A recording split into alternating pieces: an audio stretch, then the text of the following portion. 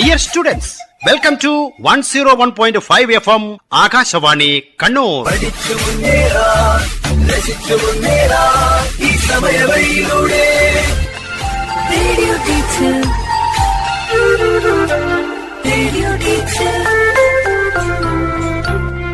ആശയം ആവിഷ്കാരം PV Prashant Kumar. Dear students, 2024 മാർച്ചിൽ SSLC പരീക്ഷ എഴുതുന്ന എല്ലാ കുട്ടികൾക്കും വിജയാശംസകൾ. ഉയർന്ന മാർക്കിലേക്ക് ആകാശവാണിയുടെ ഒരു വഴികാട്ടിയാണ് രാത്രി 8 മണിക്കുള്ള റേഡിയോ ടീച്ചർ പ്രക്ഷേപണ പരമ്പര. ശ്രദ്ധയോടെ കേട്ട് പഠിക്കുക. Okay,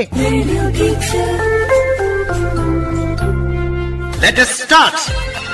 Radio teacher, radio teacher.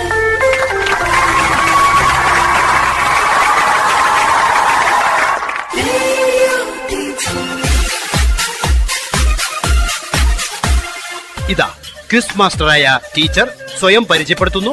ഒപ്പം വിവിധ സ്കൂളുകളിൽ നിന്നും ക്വിസിൽ പങ്കെടുക്കാനെത്തിയ ടീം അംഗങ്ങളായ 10ാം ക്ലാസ് വിദ്യാർത്ഥികളും. റേഡിയോ ടീച്ചർ പ്രോഗ്രാമിലേക്ക് ഏവർക്കും സ്വാഗതം. ഞാൻ Suprabha, Kannadiparamba government higher secondary school chemistry അധ്യാപികയാണ്. ഇന്ന് നടക്കുന്ന പ്രശ്നോത്തരിയിൽ പങ്കെടുക്കുന്ന ടീം അംഗങ്ങളെ പരിചയപ്പെടാം. ടീം എ: ഞാൻ അർഷ പി രാജീവ്. ഞാൻ Arthana Dayanand M, Thalassery sacred heart girls higher secondary സ്കൂളിൽ നിന്ന് വരുന്നു. ടീം ബി: ഞാൻ അർപ്പിത. ഞാൻ Tejal, Mugeri Rajiv Gandhi memorial higher secondary സ്കൂളിൽ നിന്ന് വരുന്നു. ടീം സി: എൻ്റെ പേര് മനീഷ ഡി. എൻ്റെ പേര് ഫാത്തിമ സഫ കേസി. ഞങ്ങൾ ചൊവ്വ ഹയർ സെക്കൻഡറി സ്കൂളിൽ നിന്ന് വരുന്നു. ടീം ഡി: എൻ്റെ പേര് റസ്ലീൻ ഖാലിദ്. എൻ്റെ പേര് മുഹമ്മദ് മുസ്ഹബ് PV. ഞങ്ങൾ GHS അതിൽ നിന്ന് വരുന്നു. ടീം ഇ: എൻ്റെ പേര് റിഫ ഫാത്തിമ. എൻ്റെ പേര് മിസ്ന മഹറൂഫ്. ഞങ്ങൾ പുതിയങ്ങാടി ജമാഅത്ത് ഹയർ സെക്കൻഡറി സ്കൂളിൽ നിന്ന് വരുന്നു. രസതന്ത്രം പാഠപുസ്തകത്തിലെ 1 മുതൽ 6 വരെ അധ്യായങ്ങൾ ഉൾപ്പെടുത്തിയ പ്രശ്നോത്തരി നിങ്ങൾ കേട്ടുകഴിഞ്ഞു. ഇന്ന് 7ാം അധ്യായവും 1 മുതൽ 6 വരെ അധ്യായങ്ങളിലെ പ്രധാന ചോദ്യങ്ങളും ഉൾപ്പെടുത്തിക്കൊണ്ടുള്ള പ്രശ്നോത്തരിയാണ് നടക്കുന്നത്. ഈ പ്രശ്നോത്തരി 4 റൗണ്ടുകളായാണ് ക്രമീകരിച്ചിരിക്കുന്നത്. ഓരോ റൗണ്ടിലും 10 ചോദ്യങ്ങൾ ഉൾപ്പെടുത്തിയിട്ടുണ്ട്. ഒരു ചോദ്യത്തിന് 5 മാർക്കാണ്. ഉത്തരം അറിയില്ലെങ്കിൽ അടുത്ത ടീമിന് പാസ് ചെയ്യാവുന്നതാണ്. പാസ് ചെയ്ത് ഉത്തരം പറയുന്ന ടീമിന് 3 പോയിന്റ് ലഭിക്കും. തൊട്ടടുത്ത ടീമിലേക്ക് പാസ് ചെയ്യുന്നുള്ളൂ, മൂന്നാമതൊരു ടീമിലേക്ക് പാസ് ചെയ്യുന്നതല്ല.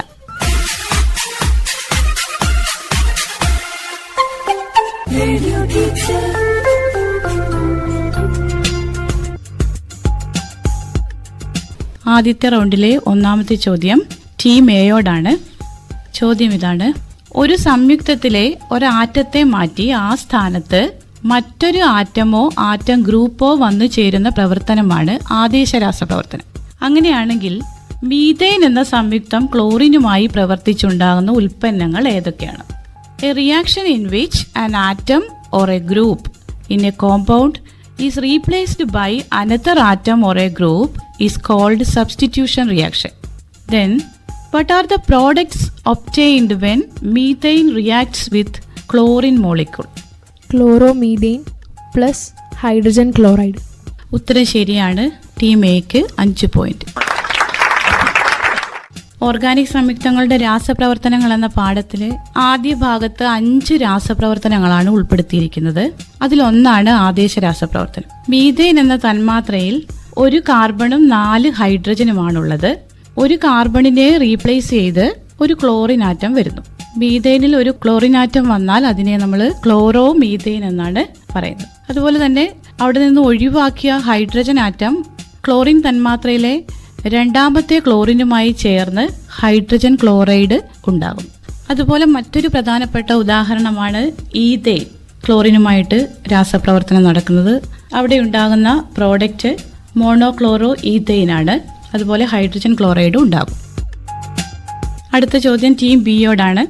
അപൂരിത ഹൈഡ്രോ കാർബണുകളിൽ നടക്കുന്ന രാസപ്രവർത്തനവുമായി ബന്ധപ്പെട്ട ക്വസ്റ്റ്യൻ ആണ്.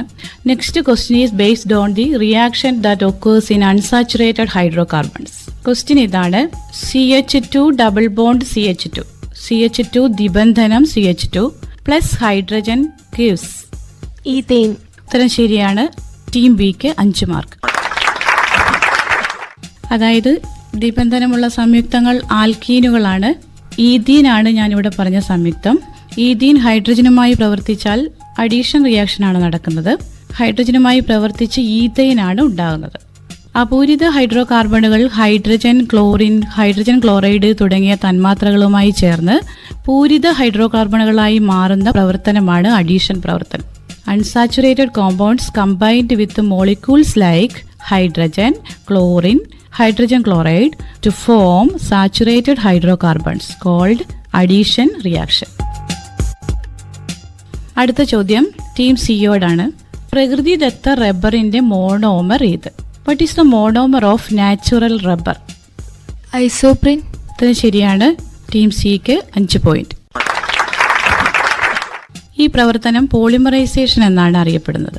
ലഘുവായ തന്മാത്രകൾ അനുയോജ്യമായ സാഹചര്യങ്ങളിൽ പ്രവർത്തിച്ച് വലിയ ബൃഹത്തായ തന്മാത്രകളായി മാറുന്ന പ്രവർത്തനമാണ് പോളിമറൈസേഷൻ.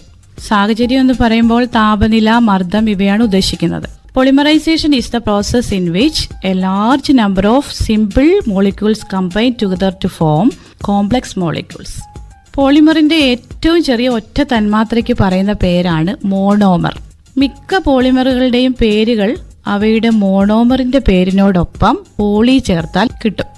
ഉദാഹരണമായിട്ട് വിനൈൽ ക്ലോറൈഡ് ഒരു മോണോമറാണ്. അതിന്റെ പോളിമർ ഏതാണ്?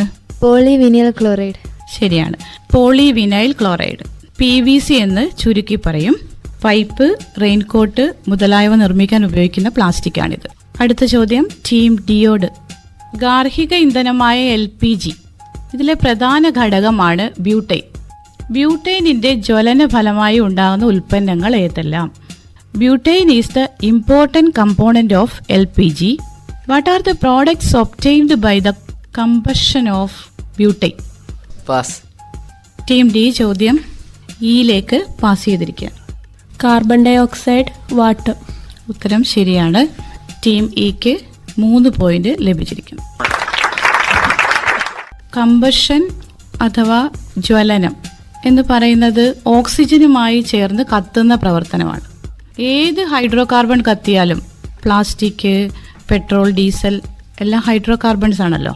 ഏത് ഹൈഡ്രോ കാർബൺ കത്തിയാലും കാർബൺ ഡൈ ഓക്സൈഡും ജലവുമാണ് ഉൽപ്പന്നം. എത്ര കാർബൺ കത്തുന്നോ അത്രയും കാർബൺ ഡൈ ഓക്സൈഡ് ഉണ്ടാകുന്നെന്ന് മാത്രം. അതുകൊണ്ടാണ് പ്ലാസ്റ്റിക് കത്തിക്കരുതെന്ന് പറയുന്നത്. When hydrocarbons burn in oxygen forming carbon dioxide and water, carbon dioxide produced is equal to the number of carbons burned. അടുത്ത ചോദ്യം ടീം ഇയോടാണ്. 7 കാർബണാറ്റങ്ങളുള്ള ആൽക്കൈൻ താപീയ വിഘടനത്തിന് വിധേയമാകുമ്പോൾ ഉണ്ടാകുന്ന ഒരു ഉൽപ്പന്നം ബ്യൂട്ടൈൻ ആണ്. രണ്ടാമത്തെ ഉൽപ്പന്നം ഏത്? One of the products obtained by thermal cracking of an alkane having 7 carbon atoms is butane. Which is the other product? Propene. ഉത്തരം ശരിയാണ്. ടീം ഇക്ക് 5 പോയിന്റ് ലഭിച്ചിരിക്കുന്നു. Saturated hydrocarbons are subjected to thermal cracking. Both unsaturated and saturated hydrocarbons are formed as product. പൂരിത ഹൈഡ്രോകാർബണുകൾ താപീയ വിഘടനത്തിന് വിധേയമാകുമ്പോൾ ഉൽപ്പന്നത്തിൽ ഒരെണ്ണം പൂരിതവും മറ്റേത് അപൂരിത ഹൈഡ്രോകാർബണുമായിരിക്കും. വലിയ തന്മാത്രാഭാരമുള്ള ഹൈഡ്രോകാർബണുകൾ ഓക്സിജന്റെ അസാന്നിധ്യത്തിൽ ചൂടാക്കുമ്പോൾ വിഘടിച്ച് ചെറിയ തന്മാത്രകളായി മാറുന്ന പ്രവർത്തനമാണ് താപീയ വിഘടനം അഥവാ തെർമൽ ക്രാക്കിംഗ്. ഇവിടെ 7 കാർബണുള്ള സംയുക്തമാണ് ഞാൻ പറഞ്ഞത്. 7 കാർബണാറ്റമുള്ള സംയുക്തത്തിൽ ഒന്നാമത്തെ പ്രോഡക്റ്റ് ബ്യൂട്ടൈൻ ആണ്. അതിന് 4 കാർബണാറ്റമാണുള്ളത്. രണ്ടാമത് വരുന്ന സംയുക്തത്തിന് 3 കാർബണാറ്റം ഉണ്ടായിരിക്കും. ആ 3 കാർബണാറ്റമുള്ള സംയുക്തം ആൽക്കീനാണ്. അടുത്ത ചോദ്യം ടീം ഇയോട് തന്നെ. ഓർഗാനിക് സംയുക്തങ്ങളിൽ പ്രധാനപ്പെട്ടവയാണ് ആൽക്കഹോളുകൾ. വിഷകരമായ ആൽക്കഹോൾ ഏതാണ്? The most important organic compounds R alcohols. Which alcohol is toxic in nature? Methanol. ഉത്തരം ശരിയാണ്. ടീം ഇക്ക് 5 പോയിന്റ്. മെഥനോൾ നിർമ്മിക്കുന്നത് കാർബൺ മോണോക്സൈഡിനെ ഉയർന്ന താപനിലയിലും മർദ്ദത്തിലും ഉൽപ്രേരകത്തിന്റെ സാന്നിധ്യത്തിൽ ഹൈഡ്രജനുമായി പ്രവർത്തിപ്പിച്ചാണ്. പെയിന്റ് നിർമ്മാണത്തിൽ ലായകമായിട്ടാണ് ഇത് ഉപയോഗിക്കുന്നത്. Methanol is industrially prepared by treating carbon monoxide with hydrogen in presence of catalyst at high temperature and pressure. Methanol is used as a solvent in the manufacture of paints. അതിന്റെ equation carbon monoxide CO plus H2 giving CH3OH.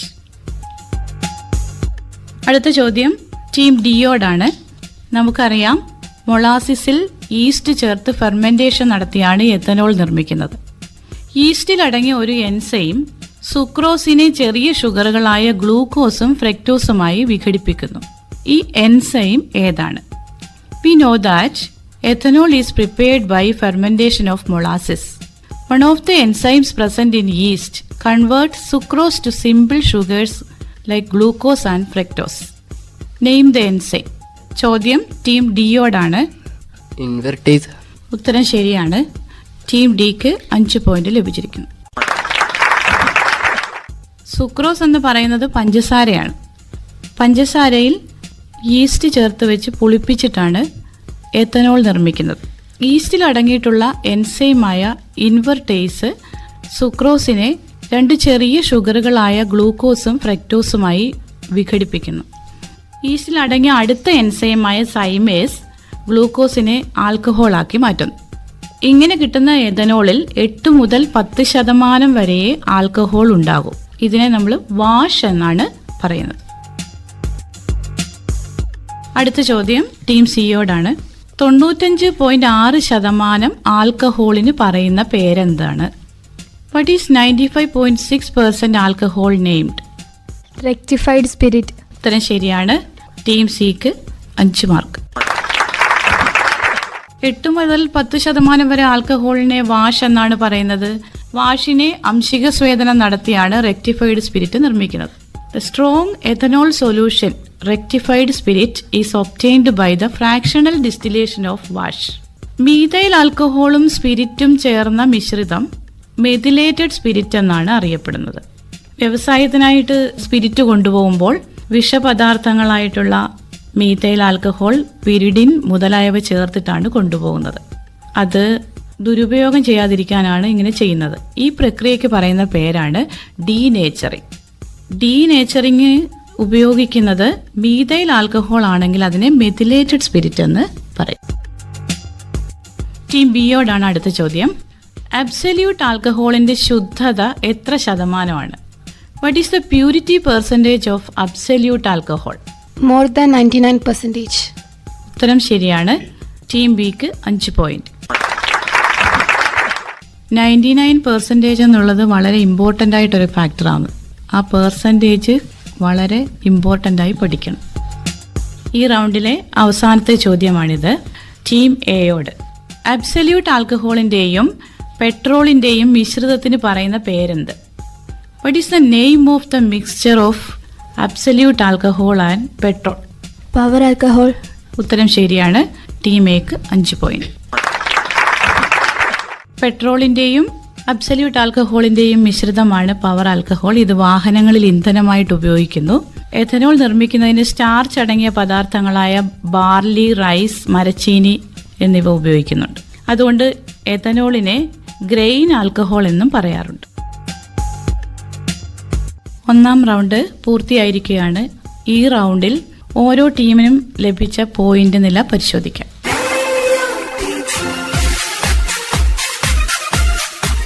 Team A 10 mark, team B 10 mark, team C 10 mark, team D 5, team E 13 mark.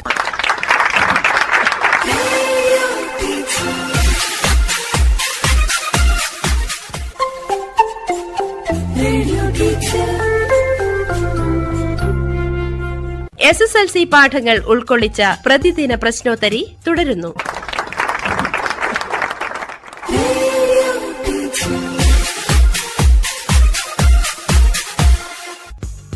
രണ്ടാം റൗണ്ടിലേക്ക് കടക്കാം. ആദ്യത്തെ ചോദ്യം team എയോട്. Formic ആസിഡിന്റെ IUPAC നാമം എന്താണ്? What is the IUPAC name of formic acid? Methanoic acid. ഉത്തരം ശരിയാണ്. Team എക്ക് 5 point. HCOOH എന്നാണ് മെത്തനോയിക് ആസിഡിന്റെ ഘടനാവാക്യം. നിങ്ങൾക്കറിയാം COOH ആണ് ആസിഡിന്റെ ഫങ്ഷണൽ ഗ്രൂപ്പ്. ഒരു കാർബണാറ്റം അടങ്ങിയ ആസിഡാണ് മെത്തനോയിക് ആസിഡ്. അടുത്ത ചോദ്യം ടീം ബിയോട്. എന്താണ് വിനാഗിരി? What is vinegar? 5 to 8% ethanoic acid is known as vinegar. ശരിയാണ്. ടീം ബിക്ക് 5 പോയിന്റ്. 5 മുതൽ 8% വരെ എത്തനോയിക് ആസിഡിനെയാണ് വിനാഗിരി എന്ന് പറയുന്നത്. ഇതിനെ അസറ്റിക് ആസിഡ് എന്നും പറയാറുണ്ട്. എത്തനോയിക് ആസിഡിന്റെ ഘടനാവാക്യം CH3COOH എന്നാണ്. എത്തനോളിന്റെ ഓക്സീകരണം വഴിയും നമുക്ക് വിനാഗിരി ഉണ്ടാക്കാം. 5 മുതൽ 8% എന്നുള്ള പെർസെൻറ്റേജ് വളരെ ഇമ്പോർട്ടൻ്റ് ആണ്. അത് കൃത്യമായിട്ട് പഠിക്കണം. അടുത്ത ചോദ്യം ടീം സിയോടാണ്. എത്തനോയിക് ആസിഡിന്റെ വ്യാവസായിക നിർമ്മാണത്തിൽ ഉപയോഗിക്കുന്ന ഒരു അഭികാരകം മെത്തനോൾ ആണ്. മറ്റേത് ഏത്? One of the reactance used in the industrial preparation of ethanoic acid is methanol. Which is the other reactant? Hydrogen. ഉത്തരം തെറ്റാണ്.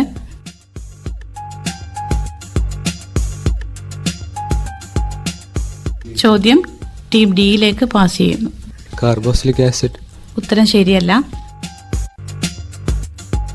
ആർക്കെങ്കിലും ഉത്തരം അറിയാമെങ്കിൽ പറയാം. Carbon monoxide. വളരെ ശരിയാണ്. ടീം ബി ആണ് ഉത്തരം പറഞ്ഞത്. അഭിനന്ദനങ്ങൾ. മൂന്നാമതൊരു ടീമിന് പാസ് ചെയ്യാനുള്ള ഓപ്ഷൻ ഇല്ലാത്തത് കൊണ്ട് മാർക്ക് നൽകാൻ കഴിയില്ല. എത്തനോയിക് ആസിഡ് അല്ലെങ്കിൽ വിനാഗിരി നിർമ്മിക്കുന്നത് മെത്തനോളും കാർബൺ മോണോക്സൈഡും ഉൽപ്രേരകത്തിന്റെ സാന്നിധ്യത്തിൽ രാസപ്രവർത്തനം നടത്തിയാണ്. Ethanoic acid can be prepared by treating methanol with carbon monoxide in the presence of catalyst. അടുത്ത ചോദ്യം ടീം ഡിയോടാണ്. റയോണിന്റെ നിർമ്മാണത്തിൽ ഉപയോഗിക്കുന്ന ഓർഗാനിക് ആസിഡ് ഏത്? Which organic acid is used in the preparation of rayon? Pass. ചോദ്യം ടീം ഡി ടീം ഇയിലേക്ക് pass ചെയ്തിരിക്കുകയാണ്. Ethanoic acid. ഉത്തരം ശരിയാണ്. ടീം ഇക്ക് 3 പോയിന്റ്. റയോൺ എന്നതൊരു കൃത്രിമ സിൽക്കാണ്. Rayon is a semi synthetic fibre. അതിന്റെ നിർമ്മാണത്തിൽ എത്തനോയിക് ആസിഡ് അല്ലെങ്കിൽ അസറ്റിക് ആസിഡ് ഉപയോഗിക്കുന്നു. അടുത്ത ചോദ്യം ടീം ഇയോട് തന്നെയാണ്. കാർബൺ ആറ്റങ്ങളുടെ എണ്ണം കൂടുതലുള്ള ഓർഗാനിക് ആസിഡുകൾ ഏത് പേരിലാണ് അറിയപ്പെടുന്നത്? What is the name of the organic acids having higher number of carbon atoms? Fatty acids. ഉത്തരം ശരിയാണ്. ടീം ഇക്ക് 5 പോയിന്റ്. ഫാറ്റി ആസിഡുകളായ stearic acid, palmitic acid, malic acid മുതലായവ മൃഗക്കൊഴുപ്പുകളിൽ അടങ്ങിയിരിക്കുന്നു. അതുപോലെ തന്നെ പാൽ, ചീസ് എന്നിവയിലും ഇവ അടങ്ങിയിരിക്കുന്നു. അടുത്ത ചോദ്യം ടീം ഇയോട് തന്നെയാണ്. ഈഥൈൽ എത്തനോയേറ്റ് എസ്റ്റർ നിർമ്മിക്കാൻ ഉപയോഗിക്കുന്ന ഓർഗാനിക് ആസിഡ് ഏതാണ്? Which organic acid is used in the preparation of ethyl ethanoate ester? Ethanol. ഉത്തരം തെറ്റാണ്. ടീം ഡിയിലേക്ക് പാസ് ചെയ്തിരിക്കുന്നു. Ethanoic acid. ഉത്തരം ശരിയാണ്. ടീം ഡിക്ക് 3 പോയിന്റ്. ആൽക്കഹോളും ഓർഗാനിക് ആസിഡുകളും പ്രവർത്തിക്കുമ്പോൾ ലഭിക്കുന്ന ഉൽപ്പന്നമാണ് എസ്റ്റർ. ഇവ പ്രത്യേക സുഗന്ധമുള്ള പദാർത്ഥങ്ങളാണ്. പൂക്കൾക്കും ഫലങ്ങൾക്കുമൊക്കെ ഗന്ധം കൊടുക്കുന്നത് ഈ പദാർത്ഥങ്ങളാണ്. എസ്റ്ററിന്റെ ഫങ്ഷണൽ ഗ്രൂപ്പ് COOR ആണ്. എസ്റ്ററിന്റെ പേരിന്റെ ആദ്യ ഭാഗം ആൽക്കഹോളിന്റെ പേരിൽ നിന്നും രണ്ടാമത്തെ ഭാഗം ആസിഡിന്റെ പേരിൽ നിന്നുമാണ് വന്നിരിക്കുന്നത്. ഈഥൈൽ എത്തനോയേറ്റ് എന്ന് പറയുന്ന എസ്റ്ററിൽ ആദ്യ ഭാഗം ഈഥൈൽ ആൽക്കഹോളിൻ്റെതാണ്, രണ്ടാമത്തെ ഭാഗം എത്തനോയിക് ആസിഡുമാണ്. അടുത്ത ചോദ്യം ടീം ഡിയോട് തന്നെയാണ്. സോപ്പ് നിർമ്മാണ വേളയിൽ ഉപോൽപ്പന്നമായി ലഭിക്കുന്ന സംയുക്തം ഏത്? Which compound is obtained as a byproduct in the preparation of soap? Water. ഉത്തരം തെറ്റാണ്. ടീം സിക്ക് പാസ് ചെയ്തിരിക്കുന്നു. ഗ്ലിസറോൾ. ഉത്തരം ശരിയാണ്. ടീം സിക്ക് 3 പോയിന്റ് ലഭിച്ചിരിക്കുന്നു. എണ്ണകളും കൊഴുപ്പുകളും സോഡിയം ഹൈഡ്രോക്സൈഡ് അല്ലെങ്കിൽ പൊട്ടാസ്യം ഹൈഡ്രോക്സൈഡ് തുടങ്ങിയ ആൽക്കലികളുമായി പ്രവർത്തിച്ചുണ്ടാകുന്ന ലവണങ്ങളാണ് soap. Soap is a salt formed when oils and fats reacts with alkalis like sodium hydroxide or potassium hydroxide. Glycerol soap ഉണ്ടാക്കുമ്പോൾ വേർതിരിയുന്നു. ഗ്ലിസറോൾ ആണ് വേർതിരിയുന്ന ആൽക്കഹോൾ. ഇത് ഔഷധങ്ങളും സൗന്ദര്യവർദ്ധക വസ്തുക്കളും ഒക്കെ നിർമ്മിക്കാനായിട്ട് ഉപയോഗിക്കുന്നു. കോസ്മെറ്റിക്സ് നിർമ്മിക്കാൻ ഉപയോഗിക്കുന്നു. സോപ്പിന്റെ തന്മാത്രകൾക്ക് 2 ഭാഗങ്ങളുണ്ട്. ഒരു പോളാർ എൻഡും ഒരു നോൺ പോളാർ എൻഡും. പോളാർ ഭാഗം ജലത്തിൽ ലയിക്കും. നോൺ പോളാർ ഭാഗം എണ്ണയിലോ അല്ലെങ്കിൽ ഗ്രീസിലോ ലയിക്കുന്നതാണ്. അപ്പം ആ ഭാഗം അഴുക്കിൽ ലയിച്ചിട്ട് അഴുക്കിനെ വേഗത്തിൽ വേർതിരിക്കുന്നു.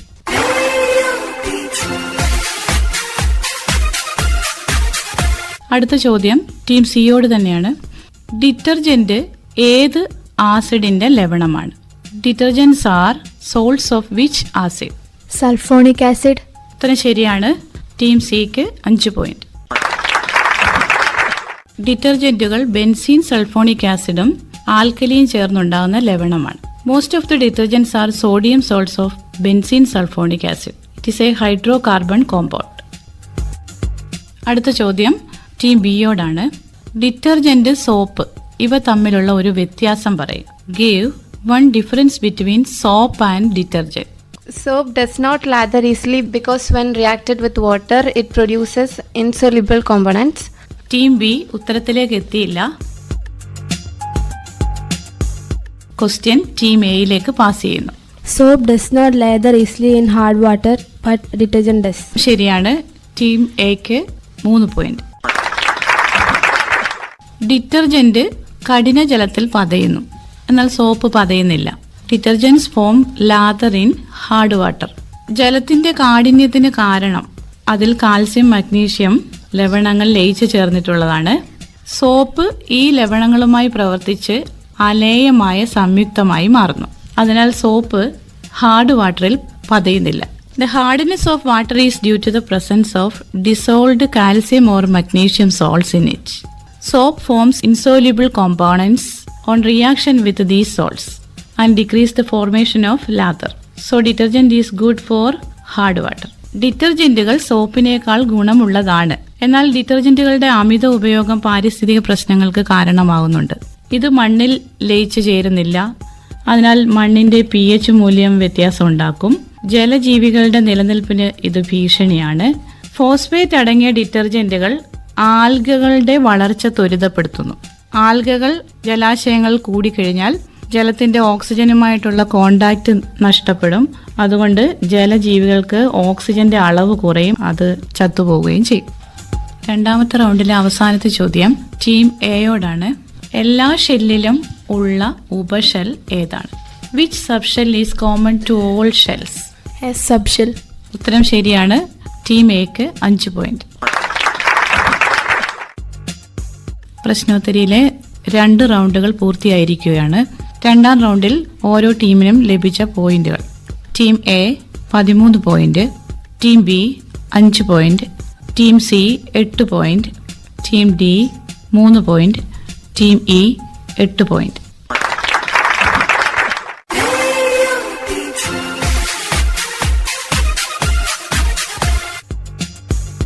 രണ്ട് റൗണ്ടുകളിലുമായി ഓരോ ടീമിനും ലഭിച്ച ആകെ mark: team A 23 point, team B 15 point, team C 18 point, team D 8 point, team E 21 point.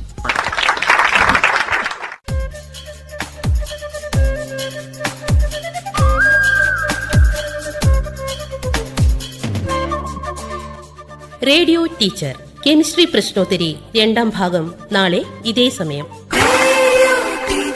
അവതരണം ആകാശവാണി കണ്ണൂർ. ആശയം ആവിഷ്കാരം PV പ്രശാന്ത് കുമാർ. നിർവഹണ സഹായം AK രതീഷ്, കവിതാനാഥ്, ശ്രീകല ബിജു, ജ്യോതി രാജീവ്, സഞ്ജന രാമകൃഷ്ണൻ.